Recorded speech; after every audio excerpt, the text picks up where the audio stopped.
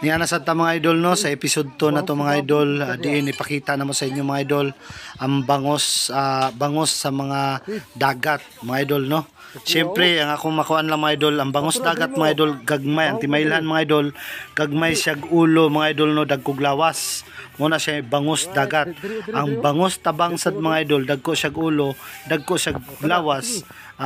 Nakadeferensya sila mga idol, ang ilara mga ulo pero same lang sila og mga lawas mga idol. Pero ang nakalahian sad mga idol, ang ilaha bitong tambok sa tiyan mga idol, ang diferensyado sad sila tabang mga idol.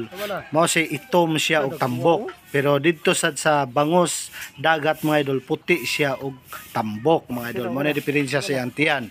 Og syempre mga idol, akong ipakita sa inyo mga idol ang fish cage nga gitawag nato mga idol nga fish pen, no? Gitawag nilang fish pen. Siyempre mga idol, diri sa area mga idol, loud ni diri gamay lawom ni. Kanang itudlo nato diya mga idol, mo na say balay sa tag-iya mga idol, nga gianhian nato diri din. Shout out dai sa pamilya si Kihor nga wala joy atubili dayon mga idol no, pag-ingon ako nga mag-vlog ko sa iyang area mga idol. Grabe sugot dayon si tatay mga idol no. Butan kay nga pamilya mga idol. Siyempre nagmula sila mga idol sa walang wala sad mga idol no. Sa katunayan labasira lang si nanay. Pero sa ilang pagpaningkamot mga idol og nakapatiwa sila sa ilang mga anak, mao na nakabuhat sila fish cage. Kay dili nila mga idol, limang kanang 5 o 6 kasako mga idol sa usa ka adlaw ang ipakaon ninyo sa inyong mga bangos mga idol. Sa buntag mga idol, duha ka sako og sa udto sad mga idol, duha sad na kasako og sapon duha ka sad kasako. Syempre mga idol, nasa ni sila mga katiwala mga idol no, na tigbantay diri sa fish cage nga gitawag nila mga idol. Mao din na si tatay mga idol na nagpahintulot sa tuwa. Siyempre, dalasad nato ato ang mga pagumangkon diha mga idol para makita jud nato aktual ang pagpamahog ni tatay diha sa iyang fish cage. Sa katunayan mga idol, dagko na ang iyang bangos mga idol. Pwede na kayo na haunon o harbison mga idol. Ako din na mga idol no. Siyempre trial sana siya mga idol.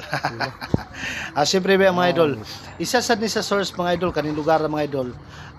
Diri sa area mga idol sa pulot putyukan katong mga dugos mga idol nga mga original jud na mga dugos, babay-babay sa tadya mga idol. Kay syempre nangaligo sad sila ani mga idol nga ato mga pagumangkon.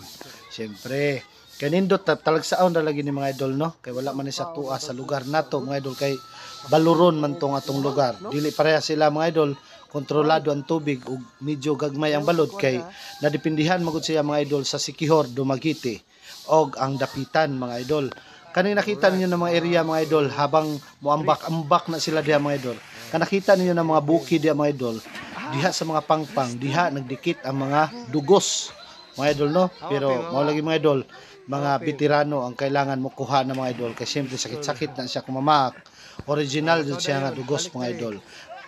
Siyempre, ang kaning lugar mga idol diri sa Mamingwit, kay ngano mga idol, kaning isda diri mga idol, lahi sa mga isda dito sa uban, kay diri tambok jud mga idol.